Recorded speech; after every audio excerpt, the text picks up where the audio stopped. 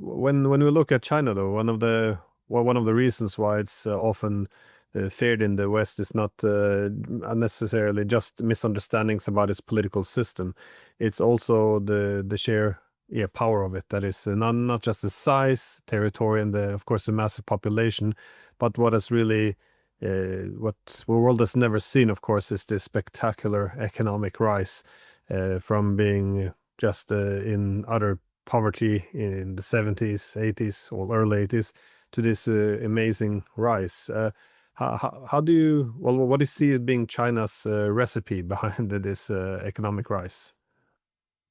So I think that's a great question. I think there's underlying factors which are deeper or cultural, however, what word you want to use. One is this idea that the state has a strong obligation to deal with poverty.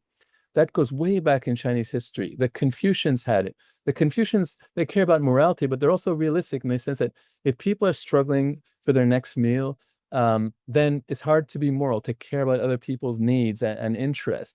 So first, we need to resolve poverty, and we need, including land reform, to make sure that people have a basic plot of land that provides basic material security. And then we could think about how to educate people, make them more. So that was institutionalized throughout Chinese history, that the state has a strong obligation to deal with poverty, to minimize the risks of famine, and so on. Way before in the West, like the idea that state has an obligation to deal with poverty, that only has like about 400-year history. Before that, Aristotle recognizes a problem with different classes, but that's because of instability. It was never viewed that until recently that the state has an obligation to deal with poverty. So anyway, state deals should improve people's material well-being.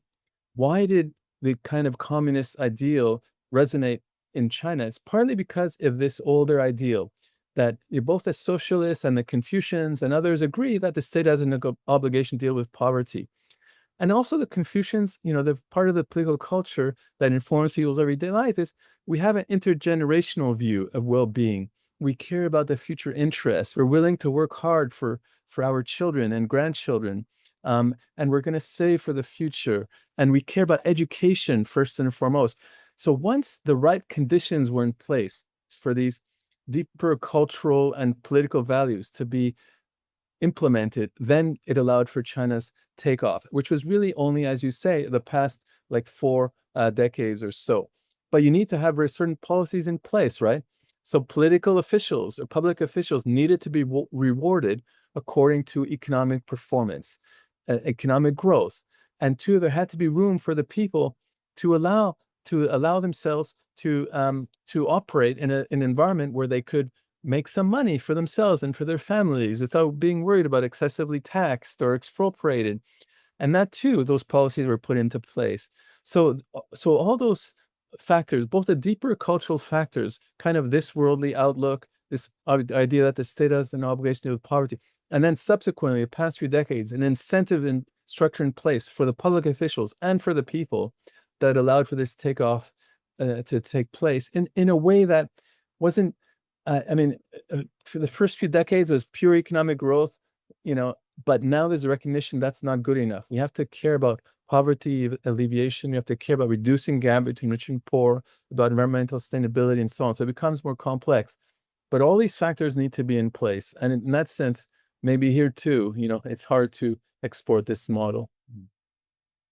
Well, I just got back from Wuhan. I was making some speeches there. I was making the point that that there's of course big differences, but also there's some similarities though in the American system and China's economy because what we knew that from after the United States got its independence, Alexander Hamilton was very worried that excessive economic dependence on the British would then make political independence frail, if not untenable over the long run.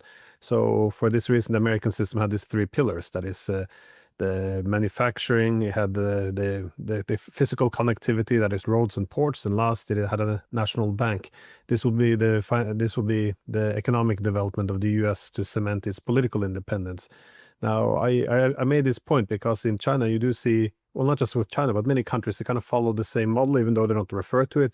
So China, you have this very powerful industrial policies, the ambitions to establish itself, technological sovereignty. So again, the first pillar.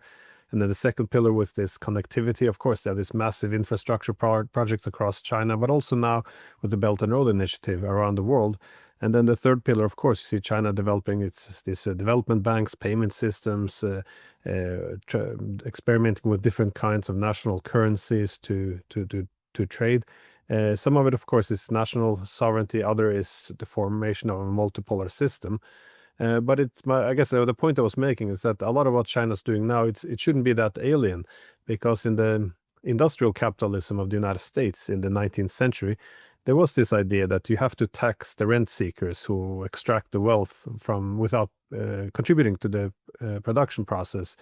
And we use this money to finance infrastructure, education, which enhances both economic competitiveness as well as elevating the standard of living.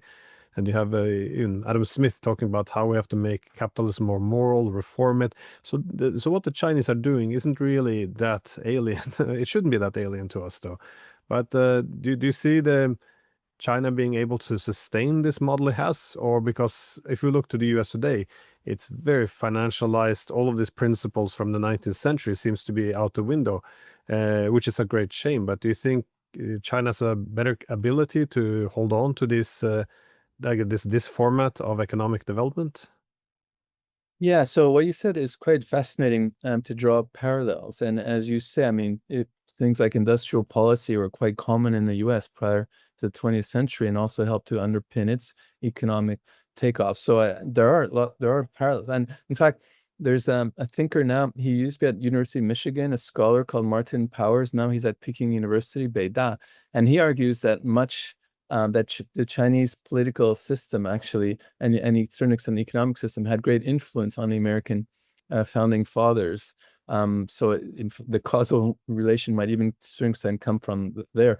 Now, whether China could sustain its model, I mean, who knows about the future? But one thing that is a reason to be more optimistic about China is that ultimately the state is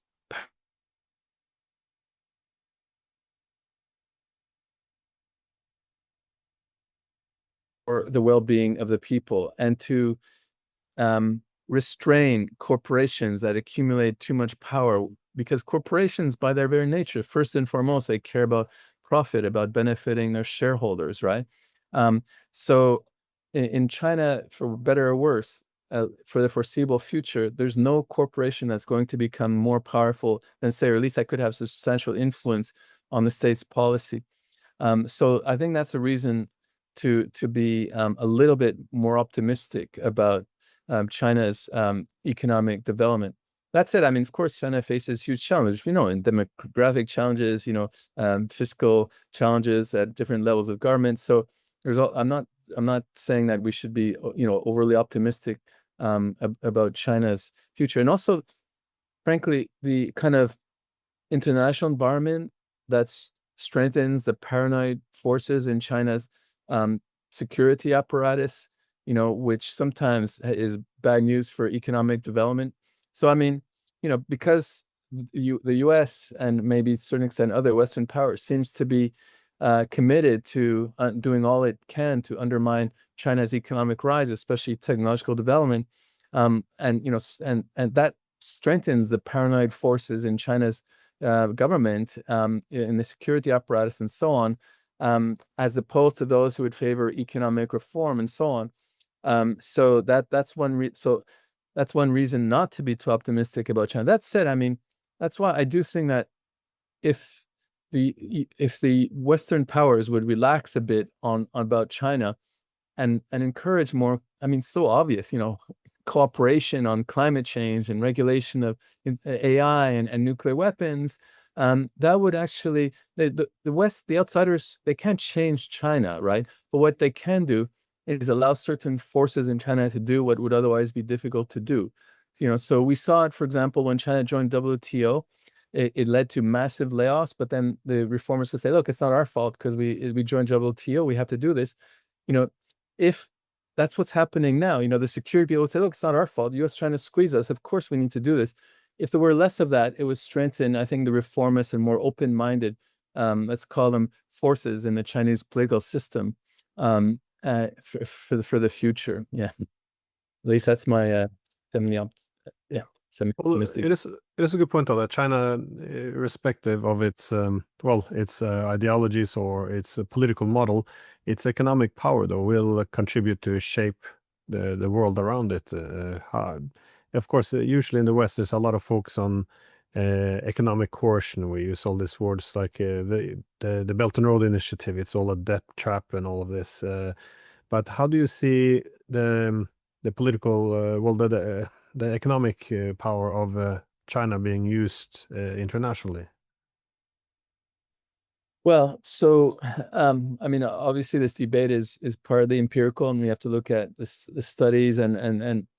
But generally speaking, I mean, the political system in China, there's problems at home in China with excess industrial capacity.